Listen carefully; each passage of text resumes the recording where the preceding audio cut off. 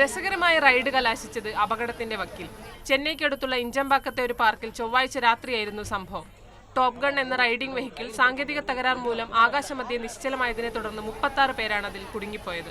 1.5 മണിക്കൂർ നീണ്ട രക്ഷാപ്രവർത്തനത്തിന് ശേഷം കുട്ടികൾ ഉൾപ്പെടെ എല്ലാവരെയും രക്ഷപ്പെടുത്തിയെന്ന് ഫയർ ആൻഡ് റെസ്ക്യൂ വകുപ്പിലെ മുതിർന്ന ഉദ്യോഗസ്ഥൻ പറഞ്ഞു.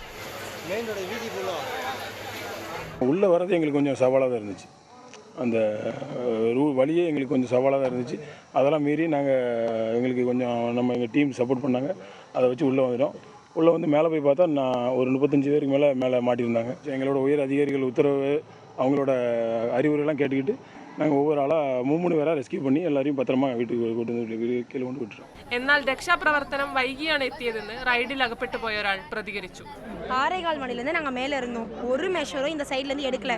விஜிபியில் எந்த அளவுக்கு இவங்களோட சேஃப்டியும் எந்த அளவுக்கு இவங்க ரெஸ்பான்சிபிளாக இருக்காங்கன்றதை நீங்களே தெரிஞ்சுக்கோங்க. இப்போ நாங்கள் நேராக நின்றுட்டு இருந்தோம்ல, இது தலைக்கீழ கவுந்து நாங்கள் நின்றுருந்தா எங்களோட நிலைமை என்ன, எங்களோட സിറ്റുവേഷൻ என்ன, எங்கள் ഫാമിലിക്ക് யார் பதில் சொல்லுவோம்? 2 മണിക്കൂറിന് ശേഷമാണ് സഹായം എത്തിയതെന്നാണ് ആരോപണം ഉയരുന്നത്.